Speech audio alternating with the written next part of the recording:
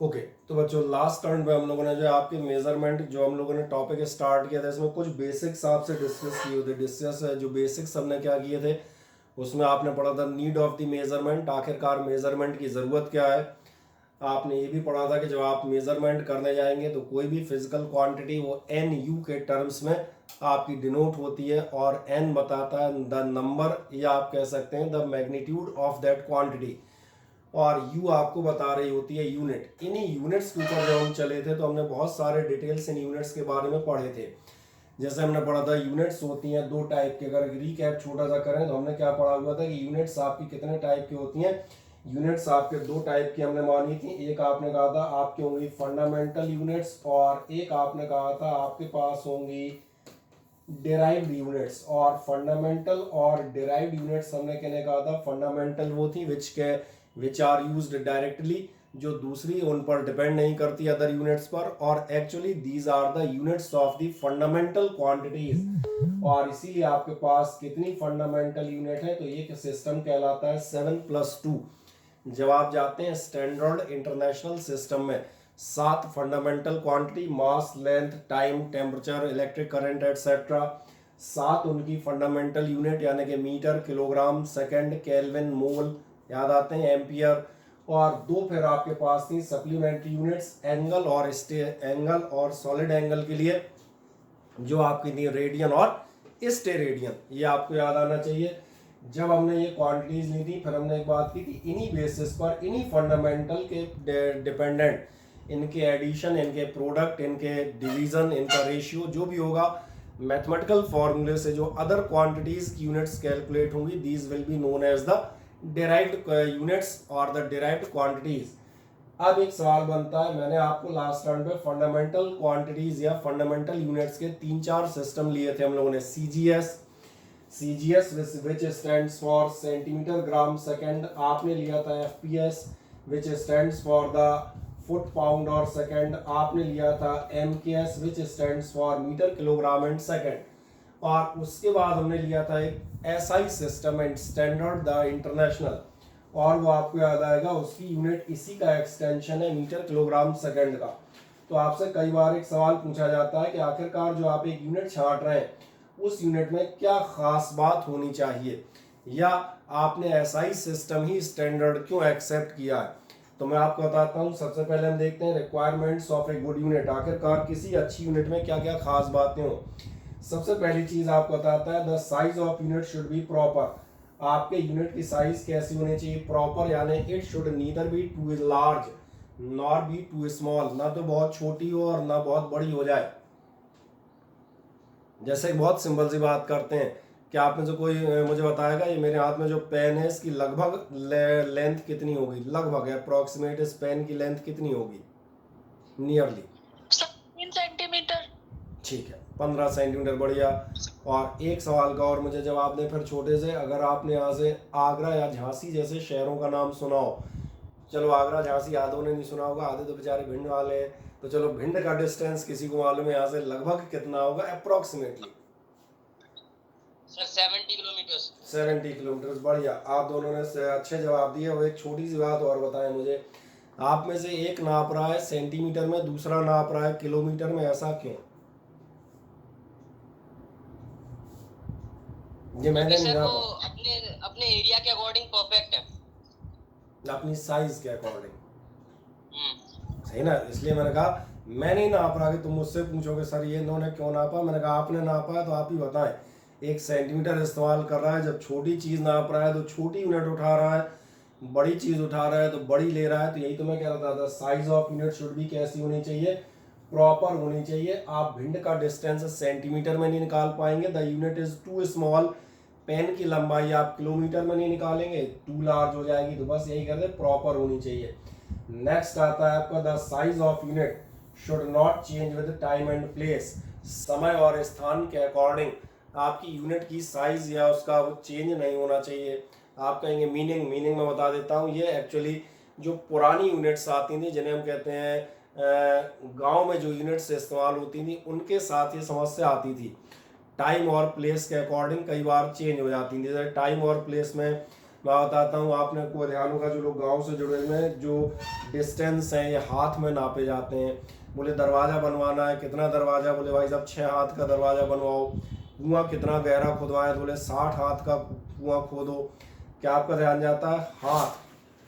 क्या अलग अलग 4 व्यक्ति जो 60 हाथ नापें, 60 हैंड्स, क्या वो डिस्टेंसेस बराबर आएंगे? बताएं।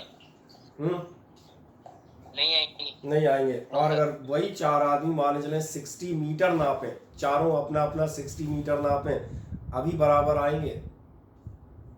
बिल्कुल आ जाएंगे। बिल्कुल आ जाएंगे। तो इसका मतलब ये तय है कि हमें यूनिट कैसी लेनी है जो टाइम या है उसके अकॉर्डिंग आपकी चेंज ना हो, ऐसी यूनिट हो एक्चुअली जो फिक्स हो। अब फिक्स कैसी होगी?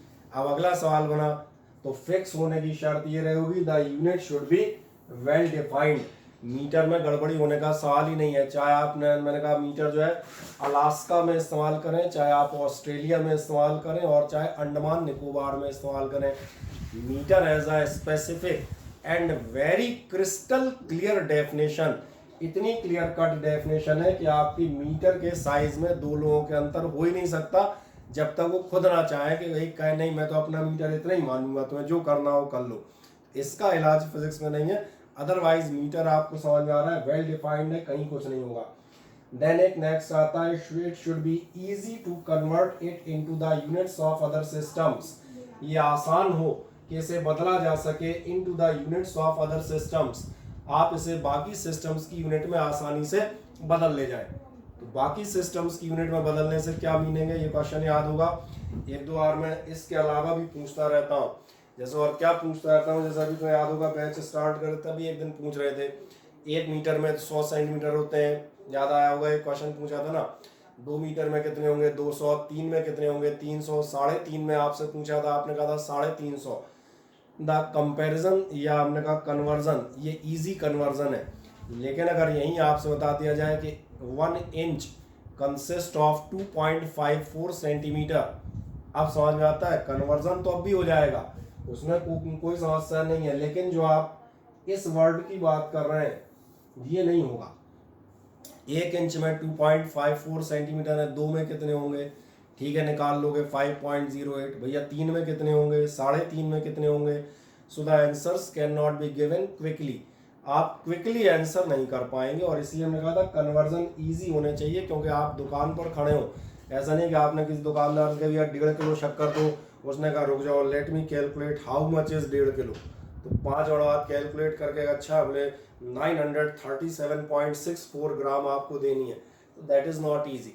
1.5 किलो का मतलब बिना सोचे बिना समझे with in a fraction of the second हमें पता चलता है 1500 ग्राम देना है, दैट्स ऑल। ये समझ में आता है। सबसे खास बात, यूनिट कैसी होनी चाहिए? Universally accepted. यूनिवर्सली एक्सेप्टेड इसलिए क्योंकि कोई यूनिट बहुत अच्छी है पर लोग उसे एक्सेप्ट ही नहीं कर रहे, तो क्या कर लोगे? जब लोग मानेंगे नहीं, बोले हम नई यूनिट का इस्तेमाल कर रहे हैं, तो वो सिंपल सी चीज़ है। ये आपका जैसे यूनिट में एक पैसों वाली यूनिट का मैं याद दिला देता हूँ। कभी आपने ध्यान दिया, आप कोई सी भी साइट खोलें, इंडियन साइट भी है, कोई भी हम कहता जो उसके मार्केटिंग साइट्स हैं, कोई भी सामान जो आप खरीदने जाएंगे तो आपका ध्यान जाएगा उसकी जो कीमत है वो डॉलर में मेंशन होती है और यूएस डॉलर में मेंशन होती है। कभी आपने पाकिस्तानी जो रुपीज़ है या बांग्लादेश के टका में मेंशन नहीं देखोगे। रीज़न समझ में आता है, all of them are the units of the currency और money, but US dollar is accepted universally, that's why हम इसको लेते हुए जाते हैं। इसलिए मैंने कहा था ऐसे ही अदर यूनिट्स भी आपकी कैसी हो, ये आपकी यूनिट्स हो यूनिवर्सली एक्सेप्टेड। और अगली चीज़ जाते हैं, इट शुड बी कोहेरेंट। अब आप पूछेंगे कोहेरेंट का मतलब क्या है? कोहेरेंट का मतलब ये है कि बाकी चीज़ों के लिए बेस फॉर्म करे, यानी बाकी जो यूनिट्स हैं, बाकी जो अदर क्वांटिटीज़ की यूनिट्स हैं, वो इन्हीं के सिंपल इनटू डिवाइड से आसानी से आ जाती हों। जैसे फॉर एग्जांपल जब हम डिराइव्ड यूनिट की बात कर रहे थे, तो ज़रा डिराइव्ड यूनिट के ऊपर आप दिमाग लगाएं। मैंने आपसे कहा था area, area is equals to होता है लेंथ इनटू ब्रेथ, और लेंथ इनटू ब्रेथ है तो फिर एरिया की यूनिट क्या होगी? तो आप 9th-10th में खूब पढ़ गए हैं, एरिया की यूनिट मीटर स्क्वायर होती है। अब मेरा क्वेश्चन है, एरिया की यूनिट मीटर स्क्वायर क्यों होती है? हम आज ये भी तो जान लें। तो उसका रीज़न है क्योंकि लेंथ की यूनिट मीटर है, आपके ब्रेथ की यूनिट मीटर है, तो कुल मिला के दोनों को आप इंटू करेंगे तो कितना निकल आएगा, that will be metre square. और आप चले जाएंगे, माने चले वॉल्यूम चले जाए, वॉल्यूम मालूम होता है, वॉल्यूम होता है LBH। लास्ट ईयर आपने स्फीयर, सिलेंडर, इनके वॉल्यूम निकाले थे। हर एक्सरसाइज में आपने जब आंसर लिखा होगा आफ्टर द वैल्यू आप यूनिट लिखते थे मीटर क्यूब। तो फिर क्वेश्चन बना वॉल्यूम की यूनिट मीटर क्यूब कहाँ से आई, तो मैंने कहा वो ऐसे आई कि लेंथ का मीटर, ब्रेथ का मीटर और हाइट का मीटर, यानी कुल मिलाकर हो गया मीटर क्यूब। तो ये हो गया कोहेरेंट। के बाकी जो डिराइव्ड क्वांटिटीज हैं वो इन्हीं के टर्म्स में, फिर वो चाहे आपका हमने कहा स्पीड हो, स्पीड बराबर कितना होगा, स्पीड इज इक्वल्स टू होगा डिस्टेंस अपॉन टाइम, यानी कि मीटर अपॉन सेकंड। हाँ ठीक है, लैंग्वेज में हम उसे मीटर अपॉन सेकंड नहीं पढ़ते, मीटर पर सेकंड पढ़ते हुए जाते हैं, लेकिन ये समझ में आ रहा होगा, बाकी निकाले जा सकते हैं। That is the next property, it should B coherent. Meaning भी साफ समझ में आता है। ऑल द डिराइव्ड यूनिट्स, बाकी सारी derived units, volume, area, density, speed, can be obtained by simple multiplication और डिवीजन। जैसे सिंपल मल्टीप्लिकेशन के मैंने एग्जांपल यहाँ दिए हैं, डिवीजन वाला मैंने आपको ओरल दे दिया था, स्पीड बराबर डिस्टेंस अपॉन टाइम। आपके ये इजीली बाकी यूनिट्स कैलकुलेट हो जाए। क्या अब ये रिक्वायरमेंट्स या properties of good unit system समझ में आ जाती हैं, हाँ या ना, मुझे बताएं। मुरवाल को आ गया सर? कोई डाउट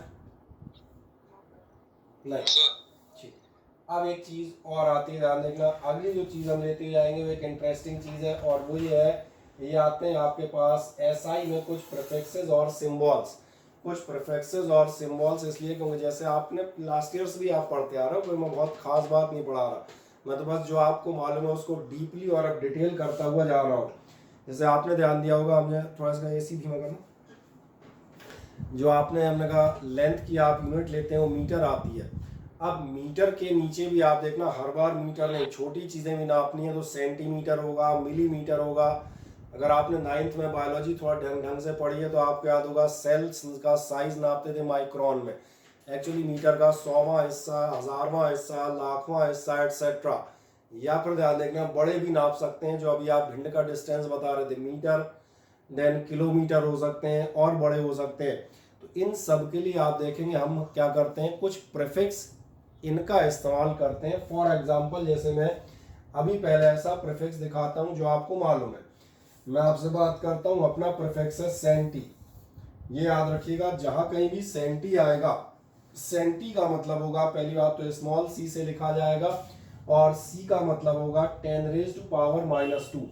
अब आप पूछेंगे मतलब, इसलिए मैंने कहा मैं 2 या 3 वो एक्सप्लेन करूंगा जो आपको अच्छे से मालूम है, ताकि आपको बाकी सबकी वैल्यू अपने आप दिखे।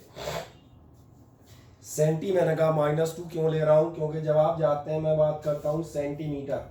सेंटीमीटर का मतलब क्या होता है, सेंटीमीटर का मतलब होता है मीटर का 100वां हिस्सा, 1/100 मीटर। क्या मैं सही हूँ भाई? इतनी जानकारी तो सबको होगी, ये तो आप बच्चा तीसरी या चौथी क्लास से पढ़ता हुआ आता है। अब 1 सेंटीमीटर बराबर मैंने कहा कितना है, ये आपका 1/100 मीटर। इसका मतलब ध्यान देखें, आपका 1 सेंटीमीटर इज इक्वल्स टू, क्योंकि हमने 8th 9th में भी मैथमेटिक्स पढ़ी है, 1/100 का मतलब होगा, क्या मैं सही कह रहा हूँ, हाँ या ना बताएं। देखें, कोई शंका किसी को तो फुर्ती से पूछें, कोई शंका वैसे मुझे तो नहीं लग रही होनी चाहिए।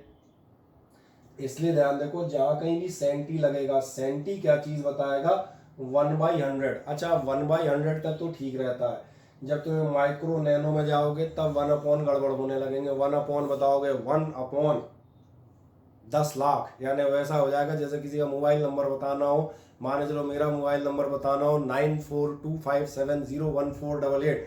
अब आदमी बता रहा है, क्या बता रहा है, 9,41,00,000 और लास्ट में जाने कितने हजार बोले, 88। ऐसा अटपटा मत पढ़ना, क्योंकि समझ में आ रहा होगा यहाँ 1/100 तक तो ठीक था, लेकिन 1000 और बोले 10 लाख और करोड़, ये फिर फालतू चीज़ें हो जाएंगी। तो हम इन्हें किस फॉर्म में एक्सप्रेस करते हैं, पावर्स के फॉर्म में एक्सप्रेस करते जाते हैं। इसलिए इनका आराम से देखें, 2 एक्सप्रेस करेंगे, बाकी सब आप याद करते रहिएगा। सेंटी मतलब 1/100 है, 1/100 का मतलब 10⁻² हो गए, तो ये हो गया आपका सेंटी का मतलब 10⁻²। अच्छा, किसी ने कहा मिली, ये याद आएगा। मिली का मतलब क्या होता है, तो मिली पर जाओगे तो मिली में बात करते हैं। मिली आपका था, यहाँ यहाँ यहाँ दिखाता हूँ आपका 1 mm, बहुत अच्छे से मालूम है 1 मीटर में 1000 mm होते हैं, और 1000 mm होते हैं मतलब 1 mm का मतलब कितना हुआ, ये हुआ 1/1000 मीटर। मीटर का 1000वां हिस्सा मिलीमीटर है।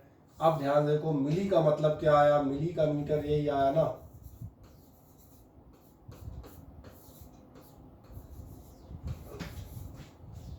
अब ध्यान से देख लो, सेंटी का मतलब कितना आ रहा है 10-2, और मिली का मतलब क्या आ रहा है 10-3। अब बाकी तो समझ में आ रहा है। माइक्रो, माइक्रो मतलब 10-6। इसका मतलब है अगर कभी आपसे कोई कहता है, जैसे माइक्रो का ये निशान, ये सिंबल याद रखिएगा, मैं बड़ा कर देता हूँ यहाँ ताकि किसी को नहीं दिख रहा हो तो दिख जाए। ये सिंबल म्यू आप लास्ट ईयर इस्तेमाल करते थे रिफ्रैक्टिव इंडेक्स के लिए। अगर मान के चलें कोई लिखता है 1 माइक्रोमीटर,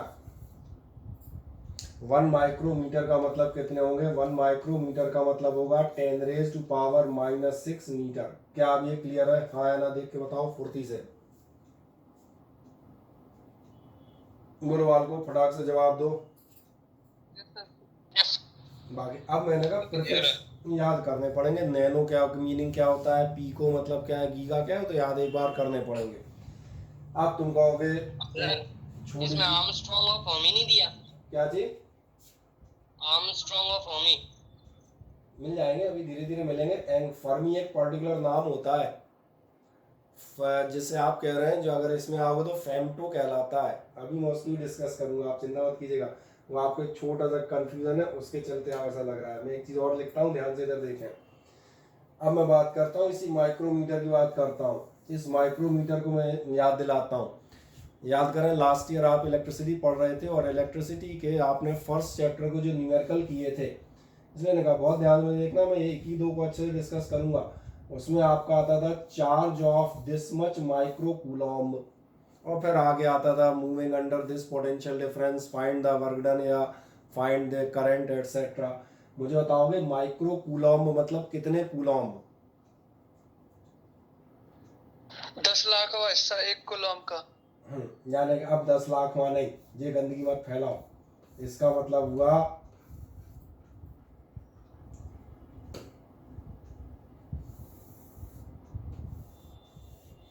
दिख गया, माइक्रो का मतलब क्या रहेगा अब आपके लिए 10-6। और इसलिए मैंने इसको जनरलाइज कर दिया कि कोई ये नहीं समझे कि ये सिर्फ अपने को उसमें लेना है, या अपन किसी में भी लेंगे। माइक्रो कूलॉम मतलब हो जाएंगे 10-6 कूलॉम।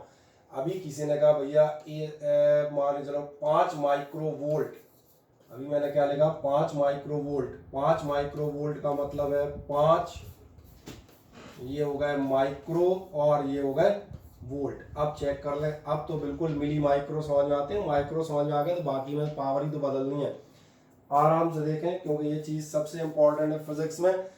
ढेरों सैकड़ों के हिसाब से न्यूमेरिकल करोगे, मिली माइक्रो में कंफ्यूज रहोगे, हर जगह अटकते जाओगे।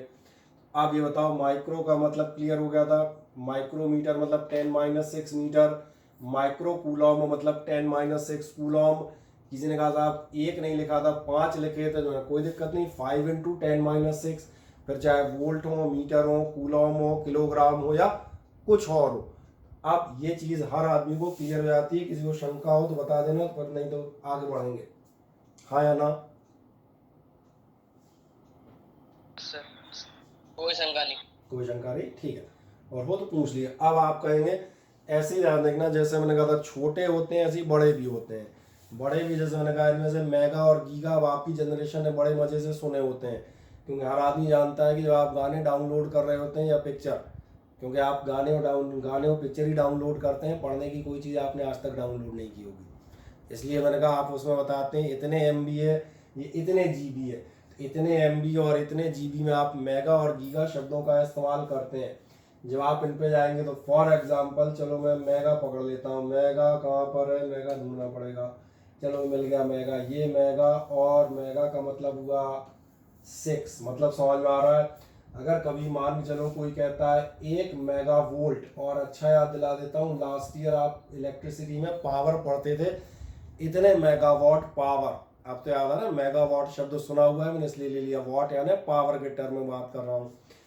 कैसी पावर दी है, मेगा में दी है। मेगा मतलब कितने वॉट दिए हैं, तो कितने वॉट होंगे, यहाँ नंबर लिखा है 6, ये पावर्स लिखी है 10 की। 1 मेगावाट का मतलब है आप बात कर रहे हैं 10⁻6 वॉट की। समझ आ रहा है? अब वो एक अलग बात है कि आप 10⁻6 को एक्सपेंड उस कर रहे हैं, रबड़ खींच लें, बोले साहब 1 लाख या 10 लाख वॉट एटसेट्रा, तो आपके ऊपर है, वो आप कर सकते हैं। अब ये सफिक्स याद रखिएगा, इनमें से कौन से सबसे ज़्यादा काम आएंगे मैं वो भी टिक कर दूंगा अभी, और वो भी आप देखेंगे। जैसे पीटा, पेटा मतलब होता है 10⁻15, बहुत बड़ी बड़ी जगहों पर इस्तेमाल किया जाएगा। टेरा, टेरा मतलब होता है 10⁻12। टेराबाइट में आप देखेंगे हार्ड डिस्क आती हैं, जब कोई आदमी कंप्यूटर या लैपटॉप लेने आता है तो हार्ड डिस्क पूछता है, then it is in terms of the terabyte. Then gigabyte भी आप देखेंगे नॉर्मल है। खैर गीगा अपने लिए जो अपन प्रैक्टिकल अभी सवाल करेंगे उनमें सबसे ज़्यादा आपको मिलेंगे कई बार मेगा। एक आपको मिलेगा किलो, किलो समझ में आ रहा होगा, किलो 1000 होता है। 10⁻3 नजर आ रही है सभी को कि नहीं नजर आ रही किलो वाली, हाँ या ना बताओ। किलो आपका क्या चीज बताता है, 10⁻3। और मैं चेक कर देता हूँ, 10⁻3 सबको मालूम है 1000 होती है। किलोमीटर, किलोमीटर कितने मीटर होते हैं किलोमीटर में,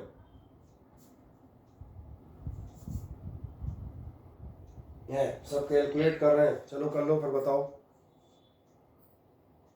1000 मीटर। बाकी किसी को नहीं मालूम भाई? अंशिका? Yes sir. हाँ मालूम है, नहीं मालूम? 1 किलोमीटर में कितने मीटर होते हैं? Sir 1000 metres. अरे अंशिका को तो बोल लेने बेचारी को, उसकी आवाज में बीच में खलल डाल रहा है। हाँ मैं अंशिका से पूछ रहा था 1 किलोमीटर में कितने मीटर होते हैं अंशिका? सर 1000। ओके, और 1 किलोग्राम में कितने ग्राम होंगे? सर 1000। बढ़िया, तो बताओ 1 किलो वोल्ट में वोल्ट कितने होंगे?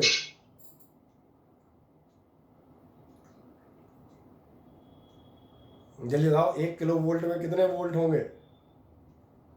1000 ही होंगे। 1000 ही होंगे, क्योंकि आपने ध्यान नहीं दिया, किलो का मतलब ही 1000 है। अब समझ में आ गया? इसलिए अब इसमें इससे थोड़ी फर्क पड़ेगा तुम ग्राम ले रहे हो, मीटर ले रहे हो, वोल्ट ले रहे हो, कूलॉम ले रहे हो, कुछ और ले रहे हो, whatever you are going for, that doesn't matter. Here we are studying the prefixes and the meaning of the prefix kilo must be very clear to us. That means the kilo is 10⁻3, so it is 1000. Doesn't matter you are using kilogram, you are using kilometer, or you are using the kilovolt or kilocoulomb, each and everywhere.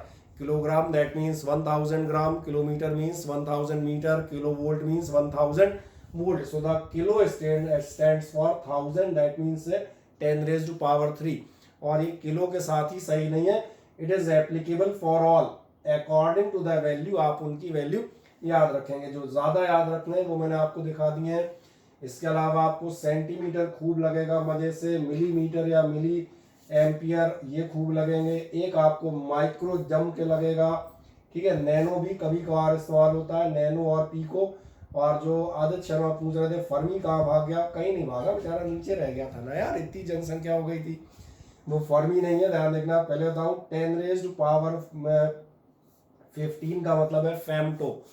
अब जो femto में आपकी शंका होगी उसको मैं बता देता हूँ।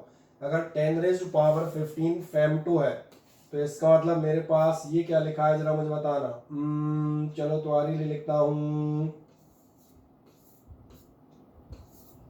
चलो कोई इसको पढ़ के बताओ ये क्या लिखा है। 2 फेम्टोकूलम।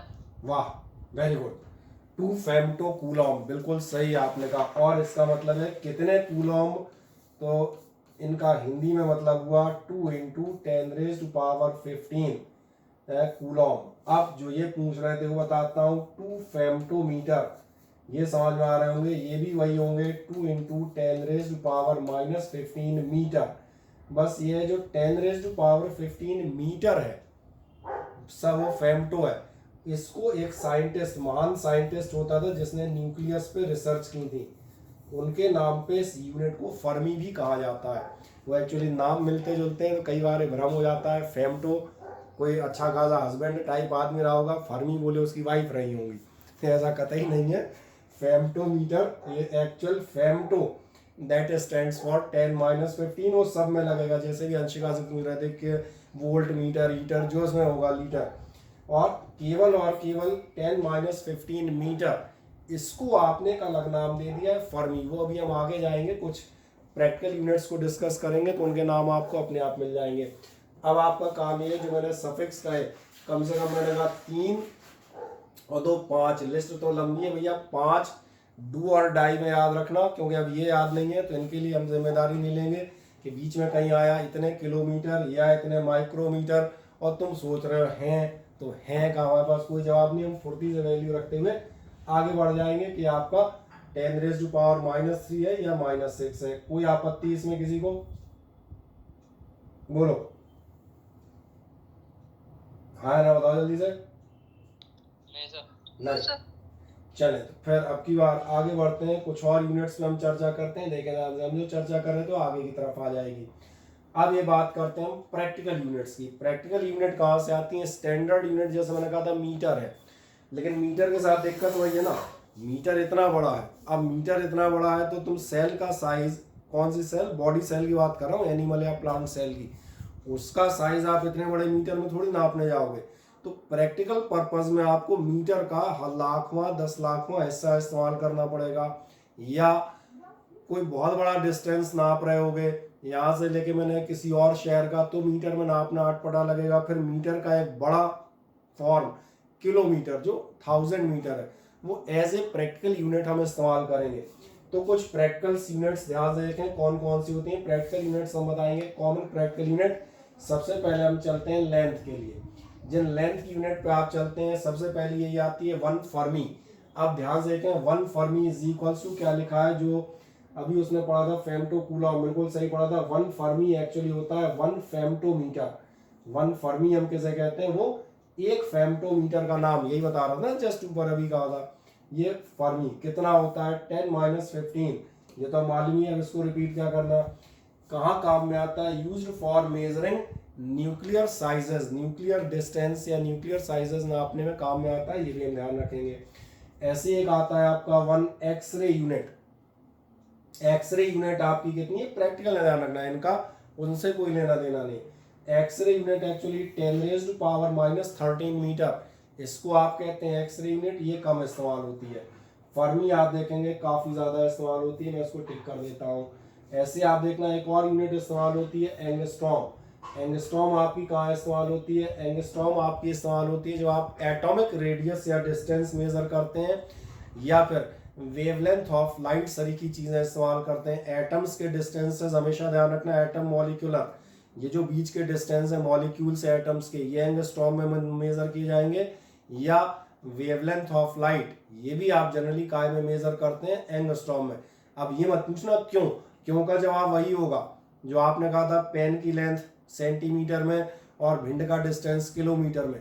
ये तो जो जिस साइज का है उसके आसपास की यूनिट हम उठाते हैं कि भैया इसको इसमें नापना सूटेबल होगा, ये इस साइज का है तो इसमें नापना सूटेबल होगा। तो जब आप इस पर जाते हैं तो फिर अगले नंबर पर बढ़ता हूँ, एंगस्ट्रॉम। एंगस्ट्रॉम आप देखेंगे ये 1 एंगस्ट्रॉम होता है, इसमें छोटा सा 0 नहीं लगा है, वो मैं लगा देता हूँ। ये 1A0 ऐसा लिखा जाता है। कितना होता है याद रखिएगा, ये 10⁻10 मीटर है। और 10⁻10 मीटर या आप कह सकते हैं 10⁻8 सेंटीमीटर कहाँ काम में आता है? Express the wavelength of light. और एक चीज़ बता देता हूँ, और कहाँ आता है काम में आपको, ये आप केमिस्ट्री में पढ़ेंगे, एटॉमिक डिस्टेंस या ये पढ़ोगे तो हमेशा एंगस्ट्रॉम में मिलेंगे, नैनोमीटर या एंगस्ट्रॉम।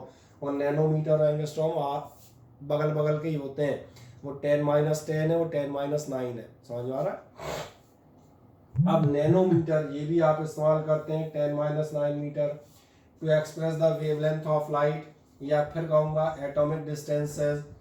अब अगला आता है माइक्रोन। अब याद होगा माइक्रोमीटर कह रहा था, माइक्रोमीटर को भी आपने खास नाम दिया है, और माइक्रोमीटर को आपने क्या नाम दे दिया? माइक्रोन। माइक्रोन बायोलॉजी वाले यूज करते हैं। फिजिक्स केमिस्ट्री वाले माइक्रोन बहुत कम इस्तेमाल करते हैं क्योंकि अपने पास इतनी चीज इस साइज़ के ऑब्जेक्ट्स ही नहीं होते जनरली। बायोलॉजी वालों के ज़्यादातर ऑब्जेक्ट जो भी सेल्स हैं, टिश्यूज़ हैं, सब उनके इसी के आसपास घूमते हैं, इसलिए माइक्रोन इस्तेमाल करेंगे। माइक्रो तो याद आ गया होगा, 10⁻6 मीटर काय काम में आता है for measuring size of the micro organism. तो मुझे लग रहा है तो आपको एक बार पढ़ना है, आपको जो शीट भेजी जाएंगी उससे, और एक दो बार में आपको याद रखना है क्योंकि इसमें बहुत ज़्यादा एक्सप्लेन करने के लिए ऐसा कुछ बचता नहीं है। हाँ ना बताएं, कोई डाउट इसमें? और देखें ध्यान से, जैसे छोटे छोटे डिस्टेंसेस थे, न्यूक्लियर डिस्टेंसेस, माइक्रो ऑर्गेनिजम्स नाप रहे थे। कोई कहेगा अगर बड़े बड़े डिस्टेंस नापने पड़ेंगे मुझे तो मैं क्या करूंगा, मैंने तुम भी नाप लो भैया, तुम्हें रोका थोड़ा ना। एक यूनिट आप कौन सी लेते हैं ना देखना, ये यूनिट अक्सर एस्ट्रोनॉमी में खूब ज़्यादा इस्तेमाल होने वाली यूनिट है, एस्ट्रोनॉमिकल यूनिट। एस्ट्रोनॉमिकल यूनिट, इसको आप लिखते हैं AU से। अब AU कितना होता है? AU मैं एक्चुअली बताता हूँ। AU माना जाता है सन से लेके अर्थ तक का डिस्टेंस। सन से अर्थ के डिस्टेंस को हमने एक यूनिट की तरह इस्तेमाल कर लिया, एक एस्ट्रोनॉमिकल यूनिट। अब तुम कहोगे है कितना? एक, जैसे हमने कहा था 1 किलोमीटर में 1000 मीटर होते हैं, तो तुम्हें डेफिनेटली कोई आदमी जानना चाहेगा तो एक AU में, एस्ट्रोनॉमिकल में कितने मीटर होते हैं? ये रही वैल्यू 1.5 इंटू 10⁻11। ठीक है, मत कहना 1.5 क्यों पढ़ रहे हैं, 1.49 है, मुझे ही मालूम है।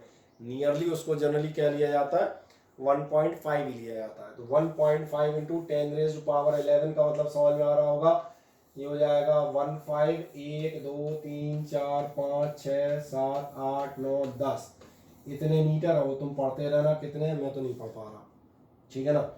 इसके बाद एक बहुत फेमस यूनिट आती है, इस यूनिट का नाम सुना है किसी ने? पढ़ने वाली जरा देखो। Sir light year. Light year, कहीं सुना है इसका नाम? Yes sir. Light year astronomy में तारों सितारों के बारे में जहाँ भी बात करोगे लाइट ईयर आएगा। लाइट ईयर में डिस्टेंस माना जाता है, लाइट ईयर में हम स्टार्स और इन सब के डिस्टेंस नापते हैं। लाइट ईयर कहलाता क्या है पहले ये मैं बता दूं। लाइट ईयर कहलाता है, ध्यान देखना, लाइट एक ईयर में, एक साल भर में जितना डिस्टेंस तय कर जाती है वो लाइट ईयर कहलाता है, पहली बात। दूसरी बात बताऊं, ये डिस्टेंस भयानकतम होता है क्योंकि क्या किसी को स्पीड ऑफ लाइट मालूम है? आप में से किसी को भी स्पीड ऑफ लाइट मालूम हो तो मुझे बताएं। बिल्कुल सही जवाब है। इसको मैं और सिंपल करके लिखता हूँ हिंदी में, आप पावर में बता रहे हैं, मैं इसको ऐसे लिख देता हूँ 3 लाख किलोमीटर।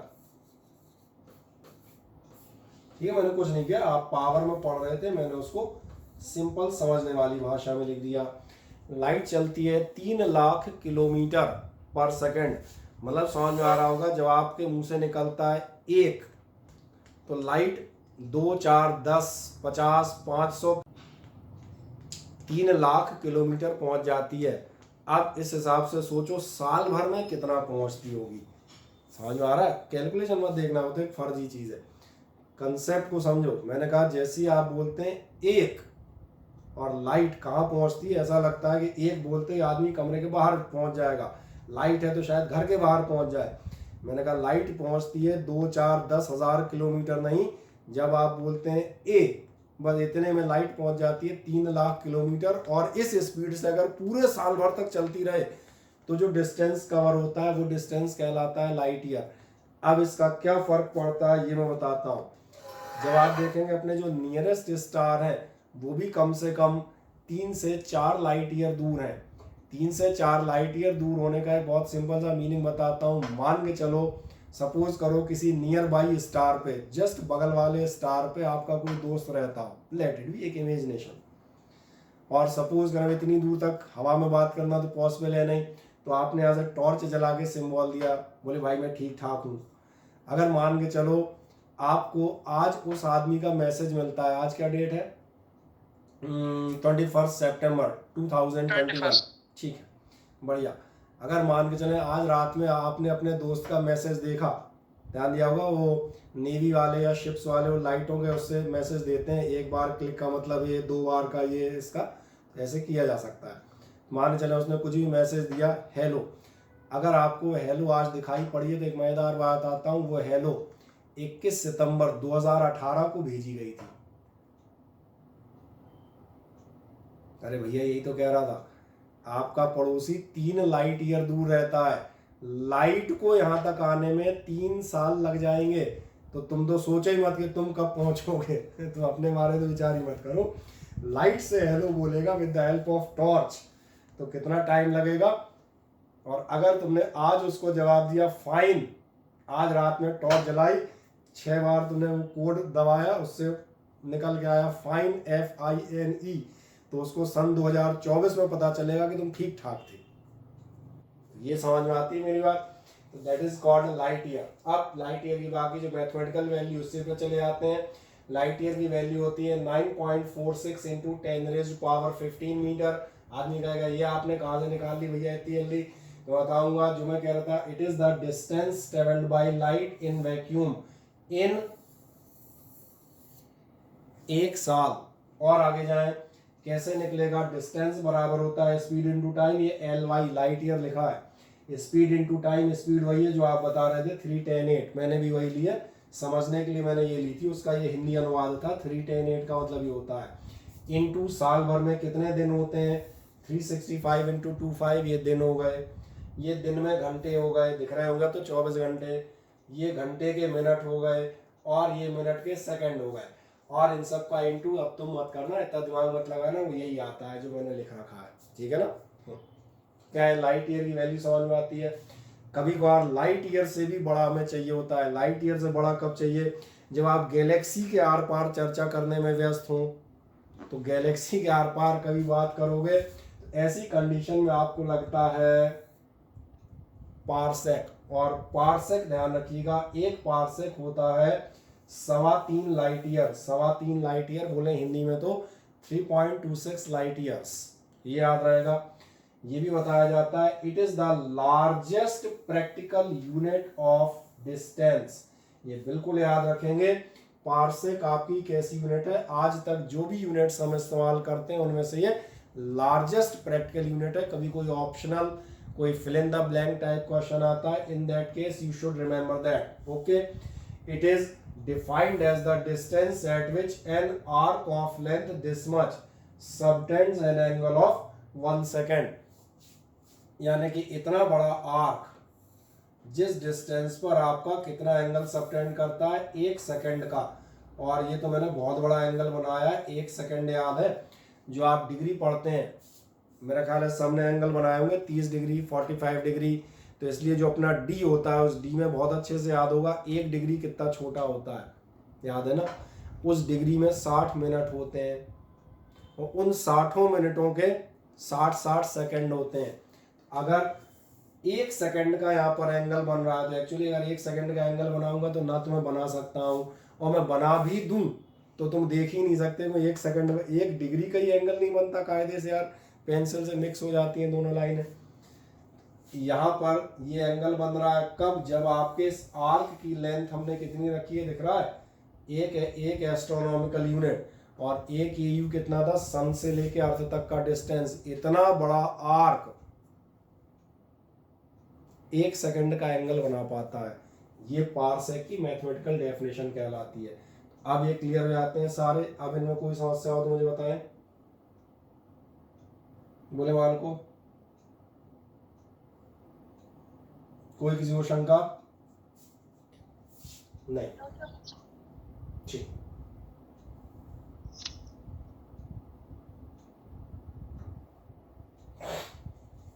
अब कुछ यूनिट आप और याद रखिएगा, छोटी छोटी ये यूनिट है इनमें से कुछ एक तो आपने सुने होंगे छोटी क्लासेस में भी। एकड़ और हेक्टेयर मैंने ध्यान दिया, 4वीं 5वीं बुक्स में भी मौजूद होते हैं, सही कह रहा हूँ। एरिया की प्रैक्टिकल यूनिट है बार्न। बार्न यूज होती है for the area of nuclear cross section.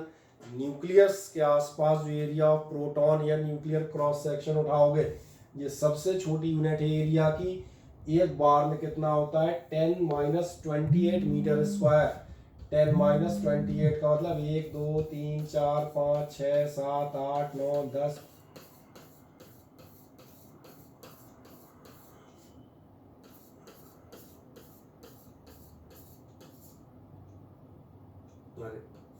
चलो ठीक है, कुछ भी ऐसा समथिंग इस टाइप से समझ में आ रहा है। गिने नहीं है, एक आध ऊपर नीचे हो सकता है। 0.000000 बोलते ही थक जाओगे। इस साइज में क्या होता है, बार्न। एक्चुअली समझ में आ गया होगा, प्रोटॉन, न्यूट्रॉन और मैंने कहा न्यूक्लियर एरिया जो है वो ऐसे ही निकलेंगे। वो कौन से न्यूक्लियस, इतने बड़े बड़े न्यूक्लियस थोड़ा आते हैं यार।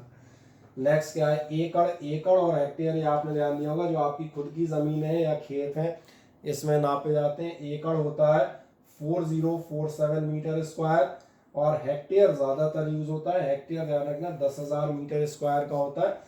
हेक्टेयर तो हम बता दें, कोई भी कॉलोनाइजर, कोई भी प्रॉपर्टी डीलर, कोई भी खेत खरीदने बेचने वाला सबको हेक्टेयर मालूम होता है। इतने हेक्टेयर की हमने ज़मीन ली है, इतने खरीदी, ये नॉर्मल यूनिट्स है, कोई ऐसी बहुत अलग नहीं। बस एक बार हमने कहा पढ़ जरूर लें। ऐसी आप देखेंगे मास की यूनिट आती है कुछ यूनिट्स। मास यूनिट्स में जाओगे तो मास यूनिट में मेरा बड़ा सिंपल सवाल है कि आपने मास में, मेरा ख्याल है क्विंटल सुना हो सकता है बिल्कुल साफ तौर पर। क्विंटल कितने का होता है ये जानकारी सबको होनी चाहिए, क्योंकि इसको किसी को ये नहीं मालूम तो फिर बड़ी दिक्कत है। क्विंटल आपका आएगा 100 kg। मीट्रिक टन, टन भी सुना है, जैसे हमने कहा ट्रकों में इनमें जो माल लदता है वो क्विंटल नहीं टन में लदता है, बोले 10 टन 20 टन या 25 टन। और टन कितना होता है, टन आपका होता है 1000 kg।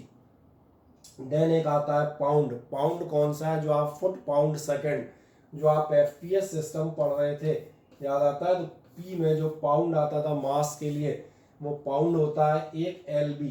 अगर आप में से बता दें किसी ने बचपन में वो प्रिंटेड वाले कार्ड आते थे, वो खेले हैं क्या? अरे Yes, sir. प्रिंटेड वाले कार्ड के पीछे रेसलर होते थे, मैं देखा था बच्चे खेलते रहते थे, बोले इसका वजन, इसकी हाइट, इसका etcetera. Yes, sir. Yes, sir. Yes. तो याद करो उनमें जो वेट और ये दिया रहता था रेसलर का, वो LB में दिया होता था। ये LB पाउंड शो करता है। और एक पाउंड कितना होता है, लगभग 450 ग्राम। एग्जैक्ट जाओगे बिल्कुल एग्जैक्ट तो फिर कहूँगा 0.4536। और 0.4536 को अगर एक राउंड अप कर लें अपन अपने लिए, तो लगभग एक पाउंड कितने का होता है, 450 ग्राम। ये मोटे तौर पे आप कर सकते हैं। बाकी बिल्कुल, चूंकि अभी तो फिजिक्स में हम डेफिनेशंस में है, तो यहाँ तो मैं एक एक डेसिमल क्लियर कट बताऊंगा। बाकी मैंने कहा रफली आप याद रखिएगा, एक पाउंड मतलब 450 ग्राम, सीधा सीधा। फिर एक मास यूनिट आती है जानने के बाद, चंद्रशेखर यूनिट। चंद्रशेखर यूनिट जो है नॉर्मल मासेस के लिए नहीं आती, चंद्रशेखर यूनिट आती है एस्ट्रोनॉमिकल मासेस के लिए। आपको सूर्य का मास चाहिए, आपको जुपिटर का मास चाहिए, तो समझ में आ रहा होगा। आप जुपिटर तोलने तुम किलोग्राम में थोड़ी ना जाओगे, तराजू पर रखा जुपिटर और बोले 5 किलो इधर चढ़ाओ। तो ऐसी कंडीशन में आप कौन सा मास रखते हैं, CSU आपका होता है 1.4 टाइम्स द मास ऑफ सन। याद रखेंगे सन के मास का भी, सन के मास को हमने स्टैंडर्ड माना इस यूनिट को प्रैक्टिकल करने के लिए, और बोले इसका 4 गुना जो होगा, सॉरी 1.4 गुना जो होगा वो क्या माना जाएगा, वो माना जाएगा CSU यानी कि चंद्रशेखर यूनिट। और अब तुम पूछोगे कितना होता है, तो ये होता है इतने किलोग्राम। और इतने किलोग्राम जब कोई फुर्सत में बैठा हो, बिल्कुल फालतू हो, आराम से ऐसे जीरो रखना, यहाँ तक तो आ ही जाएंगे, है ना। तो अपने आप निकल आएगा कितने किलोग्राम होते हैं, ठीक है ना। अब नेक्स्ट एक ये बहुत फेमस यूनिट है, atomic mass unit. Atomic mass unit की ज़रूरत आपको फिजिक्स से ज़्यादा केमिस्ट्री में पड़ेगी, क्योंकि आप लोगों में से कुछ लोग केमिस्ट्री का भी अध्ययन कर रहे होंगे। तो मुझे एक चीज़ बताओ, किसी ने AMU पढ़ा हुआ है कि नहीं पढ़ा?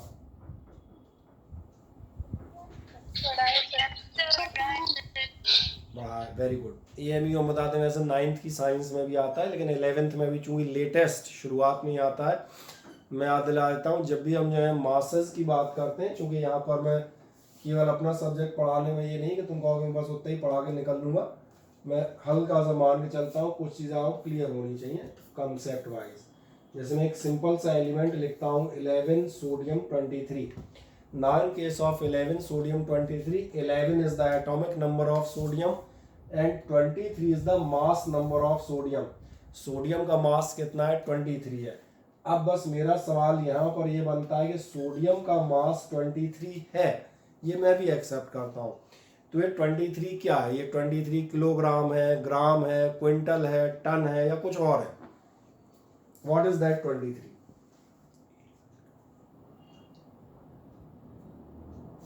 मेरा क्वेश्चन समझ में आ रहा है?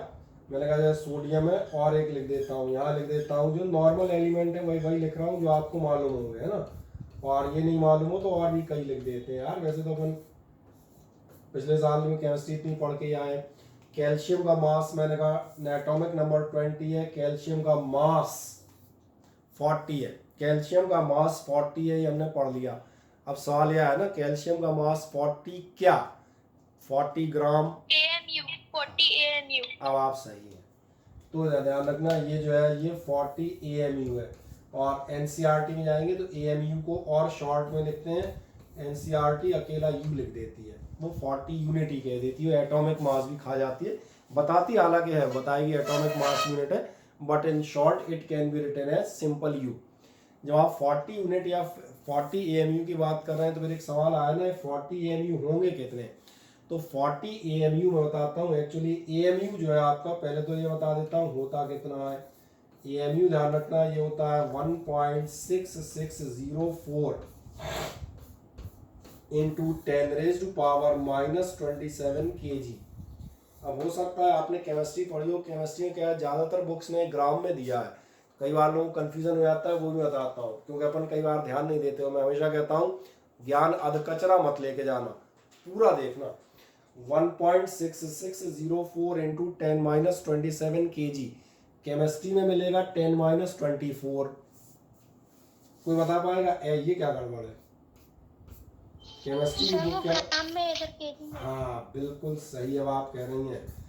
एक्चुअली अपन क्या करते हैं, ये तो देख लेते हैं, और बोले ये सर ने क्या लिख दिया -27, मैंने तो आज ही सुबह केमिस्ट्री में पढ़ा था -24 होता है, जो भूल गए या फिर इन्होंने गलत लिखा। अपन ये ध्यान ही नहीं देते कि केमिस्ट्री इसके आगे कह रही थी ग्राम, तो इसलिए ये याद रखना।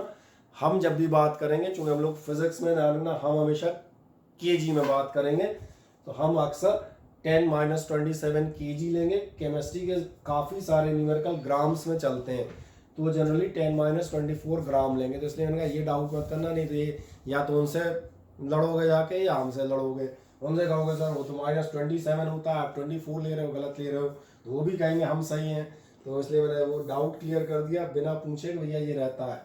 ये तो मैंने AMU की वैल्यू बताई कि इतने किलोग्राम या इतने ग्राम का होता है। फिर एक सवाल आता है डेफिनेशन क्या होगी, AMU माना कितना जाएगा? तो AMU की डेफिनेशन अपन कहाँ निकालें, चलो आगे निकालते हैं, गंदगी को हटा लें जरा।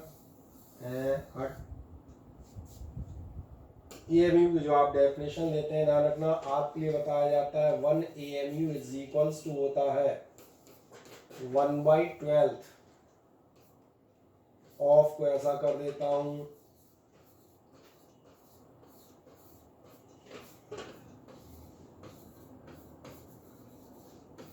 Mass of carbon 12 atom. आप पूछेंगे इस डेफिनेशन का क्या मतलब है?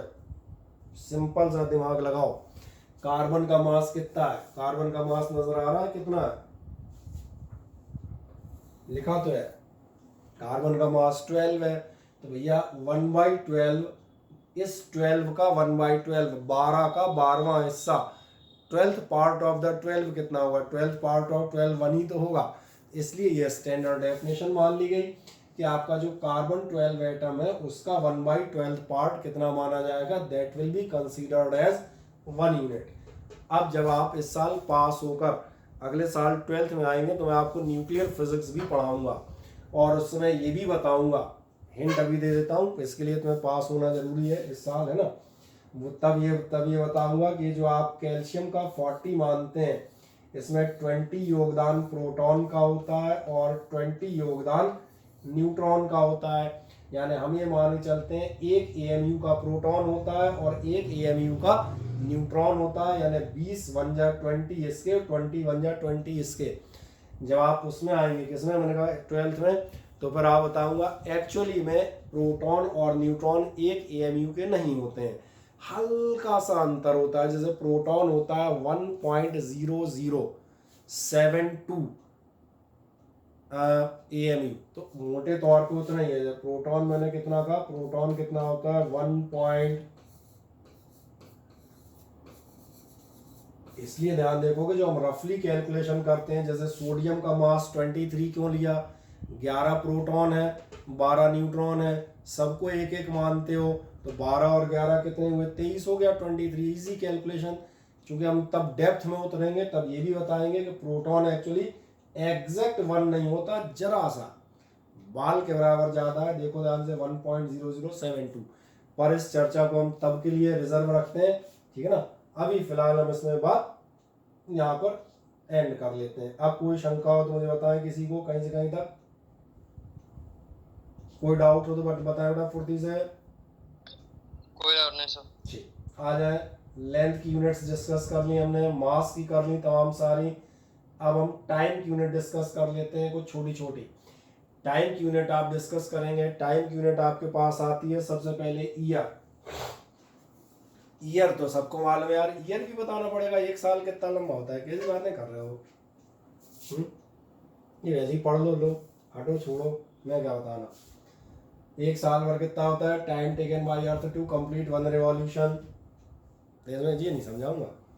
सोलर डे किसे कहते हैं, डे होता है, it is the time taken by earth to complete 1 rotation about its axis with respect to sun, since this time varies from day to day। ये आपको मालूम है, जो सोलर डे है, जो अपना दिन है, थोड़ा बहुत कभी छोटा कभी बड़ा होता रहता है। ये भी सबको प्रैक्टिकल एक्सपीरियंस है, इसलिए हम यहाँ क्या कहते हैं, सोलर डे को हम कहते हैं मीन या एवरेज। एवरेज का मतलब ये साल भर के सारे दिनों का एवरेज। थोड़ा बहुत आप देखेंगे अंतर दिनों में आता है, इसलिए क्या कह रहा है, average solar days calculated by taking average of duration of all the days in a year. तो सारे जो दिन हैं उन सब का आप एक टोटल निकाल लेते हैं। एक सोलर ईयर में कितने दिन होते हैं, एक सोलर ईयर में बचपन से मालूम होगा 365 दिन और 6 घंटे हुआ करते थे, वही हमने लिख दिया, हम भी कुछ नया नहीं बताने वाले। एक सोलर ईयर बराबर होता है 365.25 एवरेज सोलर डे। आप कह सकते हैं एवरेज सोलर डे कितना होगा, ये आपका पार्ट हो जाएगा सोलर ईयर का। इसमें कुछ और समझाऊं क्या,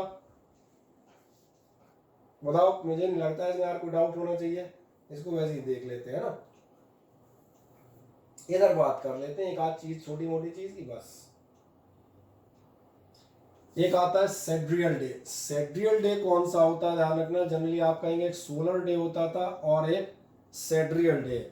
सेड्रियल डे क्या होता है, ध्यान रखना। सोलर डे वो था जो हम सन के रिस्पेक्ट में देख रहे थे। अगर हम किसी फार डिस्टेंट स्टार के रिस्पेक्ट में देखें कि हमने चक्कर कितने टाइम में लगाया, तो ये आपका कहलाता है सेड्रियल डे। इसलिए ध्यान देखोगे यहाँ कहीं आपको डेफिनेशन मिलेगी, it is the time taken by earth. Earth का टाइम है to complete 1 rotation about its own एक एक्सिस, जो इसने अपनी एक्सिस पर लिया। अंतर इतना है, अगर आप सन के रिस्पेक्ट में देख रहे थे, तो क्योंकि हम सन के रिस्पेक्ट में देखते हैं, क्योंकि हम सोलर सिस्टम में ही हैं, तो नॉर्मल हम यही लेंगे। बट जो आप क्या होता है, स्पेस की चर्चा कर रहे होंगे कभी, तो आपको समझ में आएगा, तब आपको रेफरेंस बाहर के स्टार से लेना पड़ता है।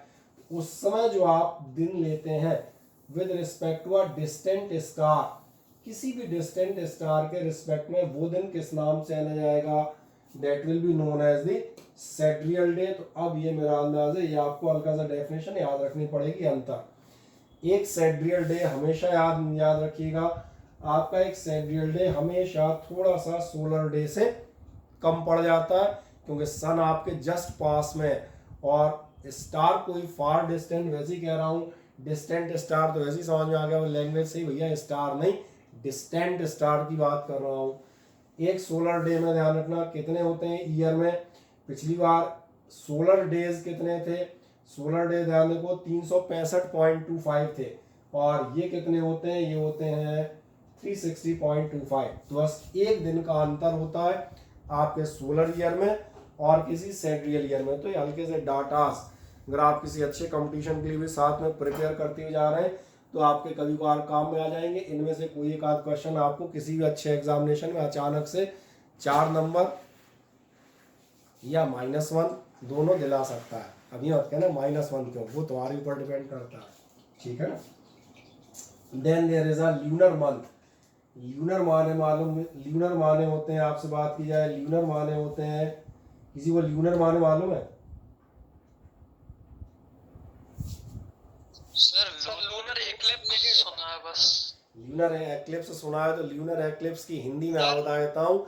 ल्यूनर एक्लिप्स की हिंदी कहलाती है चंद्र ग्रहण, और इसलिए ल्यूनर का मतलब होता है,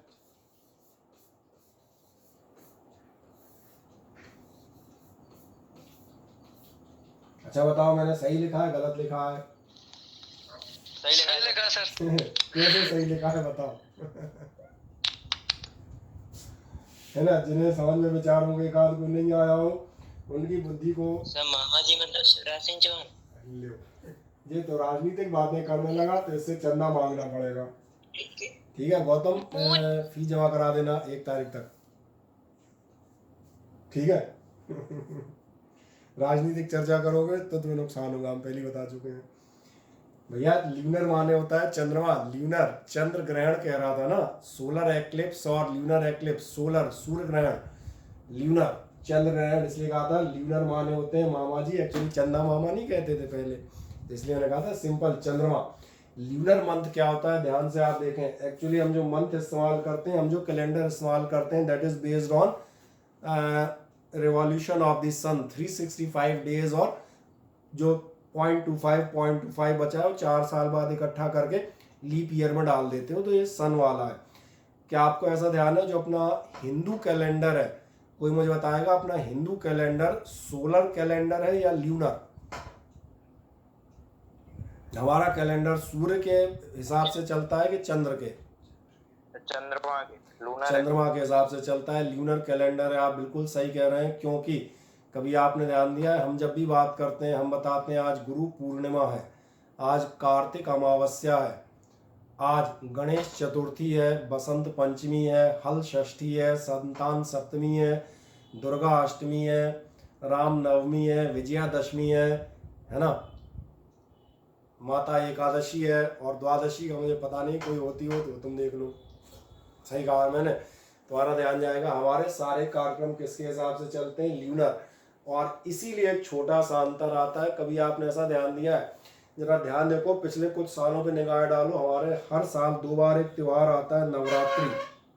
अच्छा, कितनों को ऐसा ध्यान है कि नवरात्रि एक्चुअली नवरात्रि कभी नहीं होती? किसी ने ध्यान दिया है?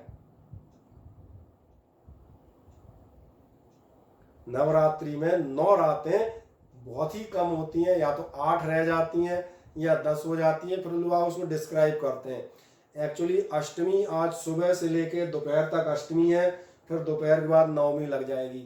और विशेषकर लड़कियां जो बताते हैं व्रत उपवास तरीके, इस तरह तमाम सारे कार्यक्रमों में अति रुचि रखती हैं, उन्हें बहुत अच्छे से याद होगा। इसलिए मैंने कहा ये जो डिस्टर्बेंस आता है, क्यों आता है ध्यान जा रहा है? क्योंकि हम जो कैलेंडर चला रहे होते हैं वो सन बेस्ड होता है, और ये जो तिथियां हैं, जो अपना हिंदू धार्मिक कैलेंडर वो चंद्रमा पे बेस्ड होता है। चंद्रमा के साथ समस्या जो आती है वो ये रही, देखो ध्यान से, चंद्रमा का जो कैलेंडर है उसमें ध्यान से देखोगे वो चक्कर जल्दी लगा जाता है, इसलिए उसमें कितने दिन फंसते हैं? 27.3। तो समझ में आ रहा होगा, महीने के वो दिन गड़बड़ा जाते हैं, जिसे अपन कहते हैं तिथियों का घटना या बढ़ना। और एक सिंपल सवाल पूछता हूँ, क्या किसी को मालूम है इस समय हम जहाँ चल रहे हैं ये अधिक मास कहलाया गया है? अधिक मास इस समय चल रहा है, किसी को जानकारी है? Yes sir. यानी साल में अगर कायदे से कहा जाए तो इस समय अपन 12 महीने के बजाय 13वें महीने में चल रहे हैं। तो 13वां महीना कहाँ से गड़बड़ा गया, तुमने ध्यान नहीं दिया? ये ऐसे गड़बड़ा जाता है कि चूंकि सन का रिवॉल्यूशन टाइम अलग है और चंद्रमा का अलग है, तो दोनों के कैलेंडर मैच कर ही नहीं सकते, इसलिए ये गड़बड़ हो जाती है, चंद्रमा का शॉर्ट पड़ जाता है। अब वो धीरे धीरे धीरे जो टाइम बच गया, अब वो टाइम रोज तो करोगे नहीं, तो टाइम इकट्ठा आप देखेंगे अधिक मास के नाम से, जितने दिन शॉर्ट पड़ रहे थे उन सबको, जैसे अपन लीप ईयर में करते हैं, सन में गड़बड़ कम होती है, सन में 4 साल में 1 दिन करना पड़ता है, इसमें आप देखेंगे पूरा का पूरा महीना एडजस्ट करना पड़ जाता है। इसलिए ये ध्यान रखिएगा, ल्यूनर मंथ क्या है? It is the time taken bye moon. खैर ये तो बता ही दिया था, एक रिवॉल्यूशन कंप्लीट करने में सन अर्थ के चारों तरफ जो लेता है यही आपका क्या कहलाता है? ये ल्यूनर मंथ कहलाता है। बहुत अच्छे से मालूम है, एक बार जब मून पूरा चक्कर लगाता है अर्थ का, इसमें आपकी पूर्णिमा से लेके अमावस्या फिर पूर्णिमा तक पूरी कहानी पूरी हो जाती है। जनरली हमें लगता है पूर्णिमा टू अमावस्या 15 दिन होते हैं, हकीकत में 15 नहीं होते, ये तकरीबन 14 दिन के आसपास होते हैं। तो एक दिन की वो गड़बड़ हर बार निकलती आती है। तो वही मंथ में 27.3 डेज। अब एक यूनिट का नाम याद रखिएगा, इसलिए उसको हल्का सा ग्रीन कलर से दिखाया गया है, वो है शेक। शेक कौन होंगे? Obsolete and smallest unit of time. Obsolete का मतलब होता है जो अब इस्तेमाल नहीं की जाती। ऑब्सोलीट मतलब होता है क्या कहना चाहिए, उपेक्षित या पुराने दौरान टाइम की, लेकिन फिर भी नाम चलता है अभी भी, पहले इस्तेमाल होती थी। एक शेक आपका कितना होता है? 10-8 सेकेंड। और 10-8 सेकेंड बोले तो 1 2 3 4 5 6 7 8 इतने सेकंड को आप कहा करते थे एक शेक। अब ये डेफिनेशंस आपको जनरली समझ में आ जाती हैं। जब मैंने कहा शीट आपको भेजी जाएगी एक आध दिन में, उसके बाद इनको तसल्ली से 1-2 बार बैठ के पढ़ लीजिएगा और इनको आप करेंगे फिर याद, ये आपका काम रहेगा। अब हम असली चीज पर जाते हैं जहां से हमारी कहानी शुरू होगी। वापस एक बार फिर हम टॉपिक पढ़ रहे थे, आपको याद होगा we were in the topic of the measurement. Measurement से रिलेटेड बहुत सारे बेसिक कंसेप्ट है, फिर याद दिलाऊं, मैंने आपसे डिस्कस कर लिए। मेजरमेंट में मैंने क्वांटिटीज डिस्कस की, क्या होती हैं आपकी डिराइव्ड और base quantities. SI system 7+2 quantities बताई। फिर उनकी यूनिट्स की चर्चा मैंने की, कितने टाइप की यूनिट्स हैं। मैंने ये भी आपसे डिस्कस किया कितने यूनिट सिस्टम होंगे, सीजीएस, एफपीएस, एसआई। फिर हमने चर्चा की कि आखिरकार एक गुड यूनिट सिस्टम में किसी भी जो आपकी यूनिट आप कंसीडर कर रहे हैं उसमें आपकी कौन कौन सी रिक्वायर्ड प्रॉपर्टीज होनी चाहिए, ये हमने चर्चा की। फिर हम कुछ प्रैक्टिकल यूनिट्स की तरफ चले गए कि आखिरकार जो है जब आप प्रैक्टिकल में जाएंगे तो कुछ छोटी और बड़ी यूनिटें आप अपनी सुविधानुसार लेते हैं। जैसे मैंने कहा, माने चले light year, parsec, quintal, ton, ध्यान आ रहा है, ये ऐसी यूनिट्स हैं जो निकली मीटर से ही हैं या किलोग्राम से ही हैं, बट बड़ी या छोटी हम कन्वीनियंस के तौर पर उन्हें ही इस्तेमाल करते हुए जाते हैं। फिर हम लोगों ने कुछ प्रीफिक्सेस इस्तेमाल किए थे, जैसे मिली, माइक्रो, मेगा, गीगा, टेरा, फेम्टो। किसकी वैल्यू क्या है ये अब आपको हल्का सा याद रखनी है कि भैया मिली मतलब 10-3 यानी कि 1/1000। तो 1/1000 मत याद करना, 1/1000 जो बच्चों वाला क्राइटेरिया हो गया। आप तो क्या याद रखेंगे? आप याद रखेंगे मिली का मतलब 10-3, माइक्रो का मतलब 10-6, और यहाँ 10-6 से मेरा मतलब 10⁻⁻6 से है। वो इतना फ्लो में नहीं आता, 10-6 ही अपन बोलते हैं। या माने चलो कोई कहता है मेगा, तो मेगा मतलब 10⁻+6। ये आपको हल्का सा याद रखना है, जहां जरूरत पड़ जाए उनके अकॉर्डिंग आप उन्हें इस्तेमाल करेंगे। अब हम इस चैप्टर में अगली चीज पे चलते हैं। आपके यहाँ आती है मेजरमेंट ऑफ फिजिकल क्वांटिटीज। आखिरकार आप प्रैक्टिकली चीजों को कैसे नापेंगे, what are the measurement techniques. यानी अब हम आपसे यहाँ पर किस चीज की बात करेंगे? अब हम आपसे बात करते हैं मेजरमेंट टेक्निक्स। ऐसे कौन से तरीके हैं जिनसे आप तमाम सारी चीजें नाप सकते हैं। तो मेजरमेंट टेक्निक्स की जब आप चर्चा करने जाते हैं तो आपसे बताया जाता है depending upon the range of length. अभी मैं लेंथ के मेजरमेंट की बात करूंगा, अपने सिलेबस में मेनली लेंथ का ही मेजरमेंट है, ये ध्यान रखना। There are 3 main methods. पहला मेथड क्या होगा? डायरेक्ट मेथड, सीधा सीधा नाप दिया। एक्चुअली जो नॉर्मल डिस्टेंसेज हैं, जो अपने घरेलू डिस्टेंसेज जिन्हें हम कहते हैं, ये आप डायरेक्ट ही नापते हैं। आपसे कहा जाएगा भैया ये बोर्ड की लेंथ नापना, ये गेट की लेंथ नापना, कोई हम कहते हैं कोई मेथड इस्तेमाल नहीं करता, स्केल या फीते से डायरेक्ट नापता है। तो ये क्या हो गया आपका? पहला होगा direct methods using measuring instrument. Measuring instrument आपके कई सारे हो सकते हैं। दूसरे कौन से होंगे? इनडायरेक्ट मेथड्स, यानी कि मैथमेटिकल मेथड। इनडायरेक्ट जिनमें हम कुछ एक्सपेरिमेंटल ऑब्जर्वेशंस लेंगे, फिर मैथमेटिकल कैलकुलेशंस से हम उस लेंथ या डिस्टेंस को कैलकुलेट करेंगे। और तीसरा ध्यान रखेंगे, तीसरा मेथड हम लास्ट में लेंगे, वो मेथड आपके होते हैं केमिकल मेथड्स। अभी कौन सा क्या होता है इसकी चर्चा धीरे धीरे करेंगे। सबसे पहले हम बात कर लेते हैं आपका मेजरमेंट ऑफ लेंथ का डायरेक्ट मेथड। आखिरकार डायरेक्ट मेथड क्या है? डायरेक्ट तो मैंने आप बता ही दिया क्या होगा, सीधा सीधा नापना है। कुछ इंस्ट्रूमेंट्स के आप नाम और सुन सकते हैं, दैट्स ऑल, और कुछ नहीं। डायरेक्ट मेथड आपसे क्या क्या कहता है? वो जाएगा the simplest method measuring the length of a straight line. आप किसी स्ट्रेट लाइन जो भी हो, चाहे कमरे की दीवार हो चाहे कुछ और हो, स्ट्रेट लाइन था आप मेजर कर रहे हैं, क्या कहता है? By means of a metre scale. अब मीटर स्केल में आपको ऐसा लगता है कुछ कमियां आती हैं, तो बिल्कुल आती हैं। क्या कहा जाएगा, but there exist some limitations in the accuracy of the result, आपके रिजल्ट की एक्यूरेसी में कुछ कमियां भी आती हैं। क्यों कमियां आती हैं, the dividing lines have a finite thickness, जो आपकी लाइंस डिवाइड कर रही हैं उनकी भी जो थिकनेस होती है, जैसे आपने ध्यान दिया हो आपसे कहा जाए 2 mm की लाइन खींचो, 2 mm की लाइन खींचोगे 2 mm रह नहीं जाएगी, कम हो जाएगी, क्योंकि जब तुम ये खींचोगे, जैसे मैं यहाँ पे दिखाता हूँ बड़ा खींच के, तो ध्यान दिया इसका कुछ सिरा इस मोटाई से दब जाएगा, इसका कुछ सिरा इस मोटाई से दब जाएगा। दूसरा ध्यान से देखेंगे, नॉर्मल आंख से अगर आप देख रहे हैं तो आपके देखने की लिमिटेशन है, तो इसलिए अगला कहता है naked I can not correctly estimate less than 0.5 mm, आधे mm से छोटे डिस्टेंस आप नेकेड आई से जस्टिफाई कर ही नहीं सकते, क्योंकि आंखों की ये आपकी लिमिट है भैया, इससे नीचे आपको प्रॉपर दिखेगा ही नहीं।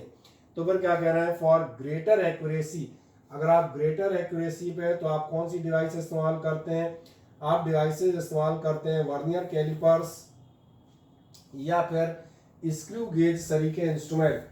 और अगर आपने इनके नाम 9th में नहीं सुने हो कोई दिक्कत नहीं है, नहीं दिक्कत तो है, प्रैक्टिकल क्लास लगेंगी कि नहीं लगेंगी, चलो कोई बात नहीं, जब कभी फुर्सत में हो तब मुझसे पूछना, मैं इन दोनों की फोटो और इनका कैसे इस्तेमाल करते हैं फिर आपको मैं अलग से बता दूंगा इंस्ट्रूमेंट क्या होते हैं, कोई समस्या नहीं, ठीक है ना। अब जो ये था तो ना डायरेक्ट मेजरमेंट था कि इन तमाम सारे इंस्ट्रूमेंट्स की आप हेल्प से मेजर कर सकते हो। अब एक्चुअल हमें जो पढ़ने ध्यान देखना वो मेथड्स हैं इनडायरेक्ट मेथड या कहा जाएगा मैथमेटिकल मेथड्स। इनडायरेक्ट या मैथमेटिकल मेथड्स कौन से हैं, इनडायरेक्ट में जो मैंने कहा था जहां पर आप डायरेक्ट इंस्ट्रूमेंट नहीं उठा रहे, आप सीधा फीता नहीं फैला रहे, वो कैसे हैं, इनडायरेक्ट। और यही मेथड्स हमें पढ़ते हुए जाने हैं, पढ़ने वाला है साफ, ठीक। सबसे पहला मेथड ध्यान देखें ये आता है ट्रायंगुलेशन मेथड। ट्रायंगुलेशन मेथड जैसा कि नाम सजेस्ट कर रहा है ये आपके कौन से हैं, ये बेस्ड होता है ट्रायंगल्स पर यानी कि ट्रिग्नोमेट्री पर, और ट्रिग्नोमेट्री सबने 10th में पढ़ी हुई है। कहाँ पर हम जाते हैं, सबसे पहले हम जाएंगे height of an accessible tower और ट्री। एक्सेसिबल माने मालूम है जिस तक आप पहुंच सकते हो। एक्चुअली ध्यान देखना कोई भी ट्री या टावर या हम कहते हैं खंबा या बिल्डिंग दो तरह की हो सकती हैं, एक्सेसिबल और इनएक्सेसिबल, यानी या तो वहां तक पहुंच सकते हो या वहां तक नहीं पहुंच सकते। जैसे माने चलो पेड़, अगर पेड़ समतल ग्राउंड में लगा है तो उस तक पहुंच जाएंगे, और नदी के उस पार लगा है तो नहीं पहुंच पाओगे। तो दोनों की चर्चा करेंगे वन बाय वन। जैसे ये क्वेश्चन उठाऊंगा आपका ध्यान जाएगा। ये बताओ 10th में एक हाइट एंड डिस्टेंस वाला टॉपिक था, चैप्टर था, पढ़ा था आप लोगों ने? Yes sir. पढ़ा था। हाइट एंड, बस तो फिर ये हाइट एंड डिस्टेंस का इस्तेमाल है और कुछ नहीं है। तो देखिएगा एंगल ऑफ एलिवेशन का इस्तेमाल करेंगे। आज देखें ध्यान से, बढ़िया आपको अगर याद है बहुत ध्यान देखिएगा। मैं पेन हल्का सा ऐसा लेता हूँ जो आपको दिखे। ये आपके सामने बहुत ध्यान देखें, ये मेरे पास एक टावर है और एक टावर मैंने मान ली या पेड़ है जो भी मानना चाहो, इसका नाम मैं मान लेता हूँ ये अपना ए बी, ठीक। Let the height of a tower A B is h, और मैंने कितनी हाइट मान ली, इसकी हाइट है अपने पास एच। अब आप ये कौन सी है जिस तक आप पहुंच सकते हो। आप एक काम करना है, इसकी बेस से आगे को बढ़ना, ऐसे आप बढ़ेंगे, एक कोई पॉइंट सी चूज कर लेना और ये डिस्टेंस नाप लेना एक्स, कुछ भी 100 मीटर 200 मीटर 300 मीटर, जितना आपको आसानी से जगह मिल जाए आप वो नाप लेंगे। जब नाप लेंगे तो क्या होगा, then an observation point C is selected on the ground. Point C आपने इसके बेस से यहाँ सिलेक्ट किया, फिर क्या करेंगे, the angle of elevation is measured. अब आप यहाँ से इस एंगल ऑफ एलिवेशन को मेजर करेंगे। क्या इतनी प्रोसेस समझ में आती है? आपका एंगल ऑफ एलिवेशन सुना हुआ है इसलिए मैंने पूछ लिया था आपने हाइट एंड डिस्टेंस पढ़ा या नहीं। एंगल ऑफ एलिवेशन आप काय की हेल्प से आप मेजर कर लेते हैं। एक इंस्ट्रूमेंट जो आपका कहलाता है सेक्सटेंट, इसमें आप देखेंगे टेलीस्कोप ऐसी वर्टिकल स्केल पर चलता है। जैसे टेलीस्कोप है 0 डिग्री दिखाता है, 10 डिग्री 20 डिग्री 30 40, तो जो भी आप जितने एंगल पर होंगे वो टेलीस्कोप की हेल्प से आप उसको बाइसेक्ट करके पढ़ सकते हैं। जैसे ही आपने पढ़ा इस ट्राइंगल को देखें, अब मुझे कुछ मेहनत करने की जरूरत ही नहीं है। इस ट्राइंगल में नजर आ रहा होगा tan थीटा निकालोगे, दिख रहा है सबको दिख रहा होगा यार tan थीटा कितनी आएगी। चलो मैं एक बार लिख भी देता हूँ, बगल में लिखी है tan थीटा आपकी कितनी आ जाएगी, tan थीटा आपकी आएगी एच अपॉन एक्स, और देखो ध्यान से एच आ तो गया, नहीं दिख रहा आप भी, एच बराबर कितना हो जाएगा एक्स टेन थीटा। अब तुम कहोगे हाइट कैसे कैलकुलेट हुई, क्योंकि मैंने कहा था एक्स तुमने नापा है 100-200 मीटर 500 मीटर जो भी गए होगे, और थीटा तुम्हें मालूम है, एंगल ऑफ एलिवेशन कितना आया था, दोनों की वैल्यू रख देना 200 मान के चलो, सपोज करो 200 10 60, तो जो भी वैल्यू रखोगे इसके अकॉर्डिंग हाइट कैलकुलेट हो जाएगी। क्या है ट्रायंगुलेशन मेथड समझ में आता है, हाँ या ना? इनडायरेक्ट मेथड है, क्योंकि आपने टॉवर पे फीता नहीं फैलाया, आपने हाइट कैलकुलेट की है। कोई डाउट हो तो बोलो। Anyone has some doubt? No, okay. Then अब इसी का एक दूसरा जाते हैं, दूसरा पार्ट। ये क्वेश्चन भी आपने आप ध्यान देखें, ये आपने 10th में किया हुआ है, इसका फिगर आएगा तो आपको अपने आप समझ में आ जाएगा। यहाँ पर एक कहता है height of an inaccessible tower, एक ऐसी टॉवर है जिस तक हम पहुंच नहीं पा रहे।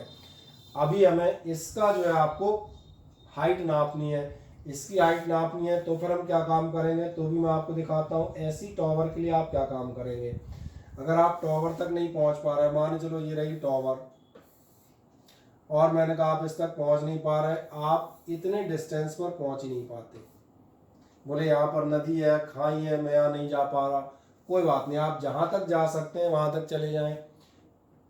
अब आप एक के बजाय 2 पॉइंट लें। आप क्या करेंगे, इस टॉवर का एक बार एंगल ऑफ एलिवेशन यहाँ से लेंगे और एक बार एंगल ऑफ एलिवेशन यहाँ से लेंगे। जरा याद करें, मुझे ऐसा लगता है कि आपने हाइट एंड डिस्टेंस में क्वेश्चन किया होगा। The angles of elevation of a tower from this end this point are 30 degree 60 degree et cetera, ऐसा क्वेश्चन किया था, हाँ या ना? Yes, sir. बस तो वही क्वेश्चन है। मैंने कहा था ये टॉवर, फिर मान लो हाइट एच की टॉवर है, मैंने कहा था इस पार्ट में, किस पार्ट में,